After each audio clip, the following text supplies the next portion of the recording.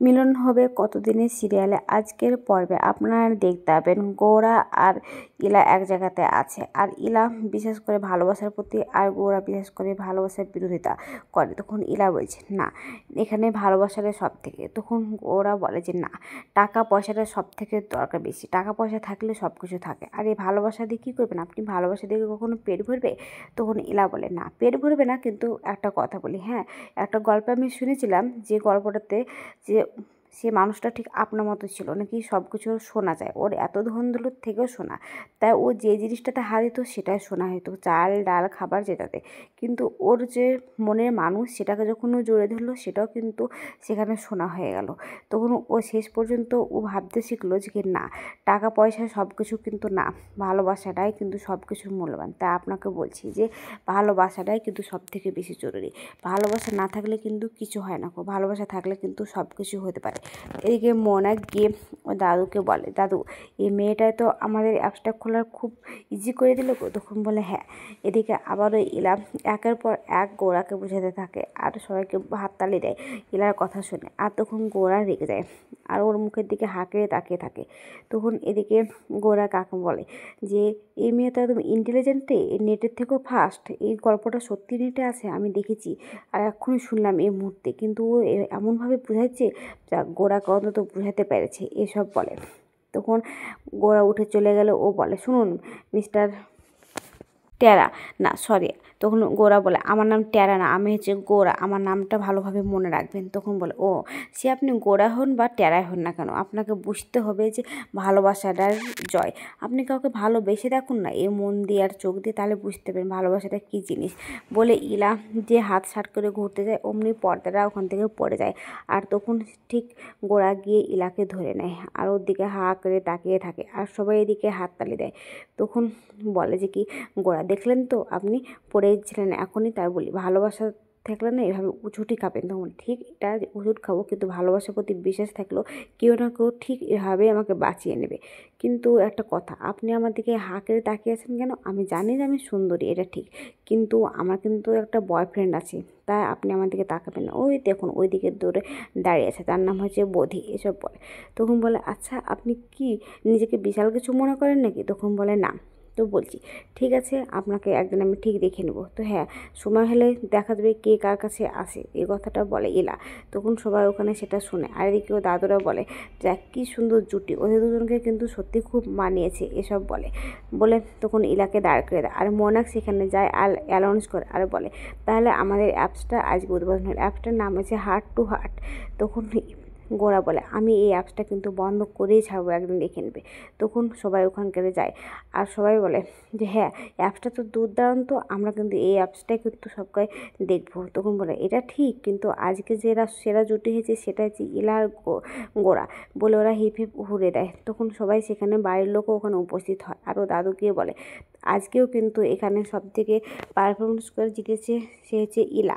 তখন বলে যে কি ওকে কিন্তু এবার সারপ্রাইজ তুলে দেবে এবার আমাদের গোরা। তখন গোরা বলে এসব কি বলছে? তখন এদিকে ইলার মারা ওর মামিরা সব হাসাহাসি করে, আর তখন ইলা মা বলে যে কি যে বাবা নিশ্চয় কিছু আমাকে হিরে দিবে। তখন ওর পিউমনিকে বলে পিউমনি একটা কথা বলো তো, তোমার মেয়ে কি কম জিনিস? তোমার মেয়েও তো একটা সুন্দর হীরাই গো, তাহলে কেন এভাবে বলছে? তখন ওর পিউমনি বলে সত্যি তাই, আমার মেয়ে সত্যিই হিরে, এসব বলে।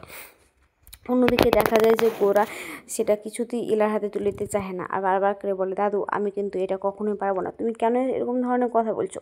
তখন দাদু বলছে কেন গোরা, তুই তুলে দে, নাহলে আমাদের মান সম্মান থাকবে না। তখন বলে না আমি পারবো না। তখন ওর কাকা বলে দে, সবাই এখানকার লাইভ করছে, সবাই দেখতে পাচ্ছে কিন্তু তোর ব্যবহারটা, তুই এলাকে ওটা তুলে দে। তখন কাপটা নিয়েছি এলার হাতে দেওয়ার আগে এলা হাত থেকে তুলে নেয়, আর তখন ওর দিকে হাসে, আর তখন যখন টাকার ভাউচারটা দেয় তখনও ও নিয়ে নিতে যায়। তখন ও গোরা ছাড়ে না ভাউচারটা, আর বলে শুনুন এটাই কিন্তু আমার সাথে শেষ দেখা না।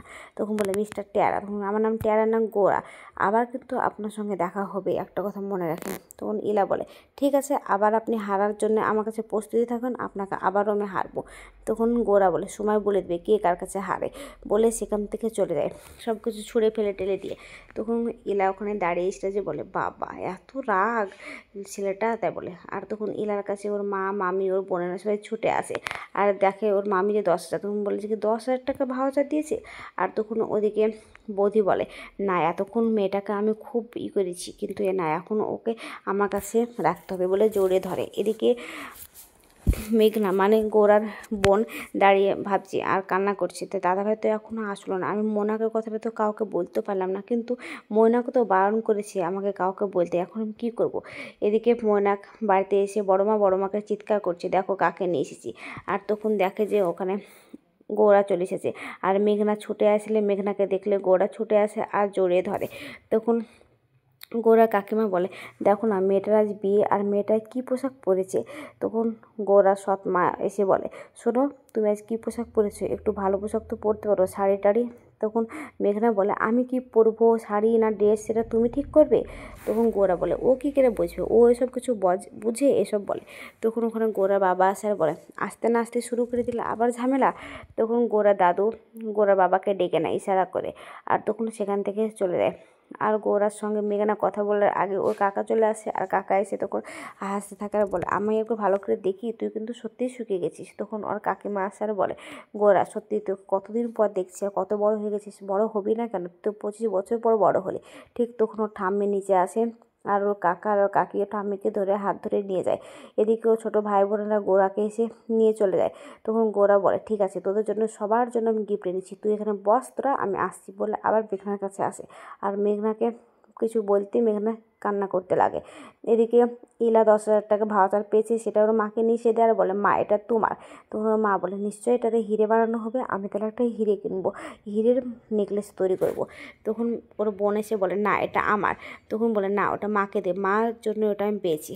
তখন বলে, আচ্ছা দিদি একটা কথা বলতো, এখন 1,00,000-এর ওপরে সোনার দাম, আর তোর ওই 10,000 টাকাতে মা হিরে পাবে, তুই কখনো 1,00,000 টাকার উপরে ওই গয়না কিনে দিতে পারবি? তখন বলে, হ্যাঁ পারবো না কেন, একদিন ঠিক পারবো, যখন আমি চাকরি করব তখন।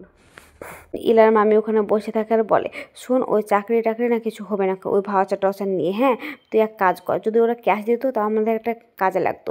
তুই না ওইসব 2 লাইন কবিতা ফবিতা ওসব না লিখে এখন বিয়ের জন্য পাত্র খোঁজ। তখন বলে, আমি পাত্র খুঁজবো তো, হ্যাঁ। তখন ওর মেয়ে কিছু বলতে গেলে বলে, এখানে বস কাজ কর বলে বসে দিতে যায়। আর তখন ইলা বলে, মামি একটা কথা বলি, আমাকে যদি পাত্র দেখতে আসে, কিন্তু আমাকে দেখা বাদ দিতে তোমাকেই দেখবে গো, তোমাকে দেখি পাগল হয়ে যাবে। তখন বলে, তুই কি বলছিস, হ্যাঁ গো আমি জানি, পাড়ার সবাই তো বলে যে আমার মামি এখনো হিরোইন। তখন বলে, হ্যাঁ একটা মেয়ে আছে এত বড় আমাকে হিরোইন বলেছে, ওকে দেখে তো তোমার বোন মনে হয় গো, এসব বলে। এদিকে দেখা যায় যে গোরা মেঘনাকে সবার সামনে নিয়ে আসে আর বলে, মেঘনার এ বাড়িতে বিয়েটা কিছুতেই হতে পারে না, কাল কোনো বিয়েই হবে না। তখন ওর বাবা বলে, মানে তুমি কি বলছো, তুমি কি ভাবছো যে কি আজ থেকে এ বাড়িতে কী হবে না হবে সব কিছু তুমি ঠিক করবে? তখন গোরা বলে, হ্যাঁ আমি ঠিক করব, আমার মা মরে যাওয়ার পরে তুমি যখন বিয়ে করেছিলে তখন আমি ঠিক করে নিয়েছি যে আমার আর আমার বোনের ডিসিশন আমরা দুজনেই ঠিক করব, কেউ পারবে না খো। তখন গোরার বাবা বলে, বাবা তুমি দেখছো আমি জন্ম দিয়েছি যে মেয়েকে, তার ডিসিশন নাকি ও নেবে, ও নেওয়ার কি আমি কেন নিতে পারবো না খো। তখন বলে, যদি ডিসিশন নেওয়ার থাকতো তাহলে আর অন্য কাউকে বিয়ে করতে না, বুঝেছো, এসব বলে। অন্যদিকে দেখা যায় যে ইলা ওখানকে বসে ভাবে যে কি যে না, এবার আমাকে ঘরের দিকে যেতে হবে আর কিছু করতে হবে। তখন ইলার বোন বলে, একটা কথা বলি দিদি তোকে, হ্যাঁ তোকে কিন্তু সত্যিকারে ওই হ্যান্ডসাম ছেলেটার পাশে খুব মানিয়েছিল, সে ওই টেরা ও কিন্তু আমাকে খুব বিরক্তি করেছে। তখন ওর মা বলে, শোন আমি কিন্তু দেখেছি তোকে বৌদি এসে জোরে ধরেছিল, তাই বলছি এবার কিন্তু তুই বৌদিকে বল ও যেন কালকে তোদের বিয়ের কথাটা বলে। তখন ইলা বলে, মা আমি তো চাকরি করতে চাই। তখন ওর মা বলে, চাকরি টাকরি ছাড়, এবার বিয়ে কর, বিয়ে করে শ্বশুরবাড়িতে যা, আর আমাদের বাড়িটা একটু পাতলা কর। এদিকে গোরা সৎমাকে অপমান করলে ওখান থেকে চলে যেতে গেলে ও শ্বশুরমশাই বলে, দাঁড়াও বড় বৌমা। তখন দাঁড়ালে গোরাকে ও দাদু বলে, একটা কথা বলি দাদু ভাই তোমাকে, আমি জানি যে তোমার ওনার প্রতি খুব রাগ, যতই হোক ও তোমার মা, কিন্তু বড় তো তুমি ওকে অপমান করতে পারো না খো, আর সৎ বলে তুমি তাদেরকে আলাদাও করে দিতে পারো না। তখন গোরা ঠাম্মি বলে, কিন্তু একটা কথা বলো, দাদু হয়তো অনেকদিন পরে আসলো, এ বাড়ির বড় ছেলে, দাদু হয়তো কিছু ডিসিশন ঠিক করতে পারেনি কি। তখন ওর স্বামী বলে, তুমি একদম কথা বলো না, চুপ করে থাকো। তখন গোরা বলে, আমি আর বিষয়ে কথা বলবো কিনা আমি জানি না, কিন্তু আমার বোনের বিয়ে কিছুতেই দেবো না, যেখানে আমার বোনের অসুবিধা হচ্ছে, যেখানে আমার বোন বিয়ে করতে চাইছে না, সেখানে আমি কেন এই বিয়েটা দিতে যাব, এসব বলে। আগামী পর্বে দেখতে হবে যে ইলার কাছে এসেছে মেঘনার সঙ্গে যার বিয়ে হয় সেই ছেলেটা, আর বলে তুমি যখন আমাকে বোন বলে ডেকেছো তখন একদম চিন্তা করো না, তোমার বিয়ের সমস্ত কাজ আমি নিজে হাতে করে দেবো বলে ইলা ওই বাড়িতে হলুদ মাখা শাড়ি নিয়ে যায়। আর সেখানে গিয়েও আবার গোরার সঙ্গে দেখা হয়। তখন গোরা বলে আপনি এই বাড়িতে এসেছেন। তো আজকের পর্বটা কেমন হয়েছে, যদি ভালো লাগে তাহলে কমেন্ট, শেয়ার, সাবস্ক্রাইব করবেন। আর হ্যাঁ, ফেসবুক থেকে দেখলে অবশ্যই ফলো করবেন। আর কোনো জায়গাতে ভুল ত্রুটি বলে থাকলে আমাকে ক্ষমা করবেন।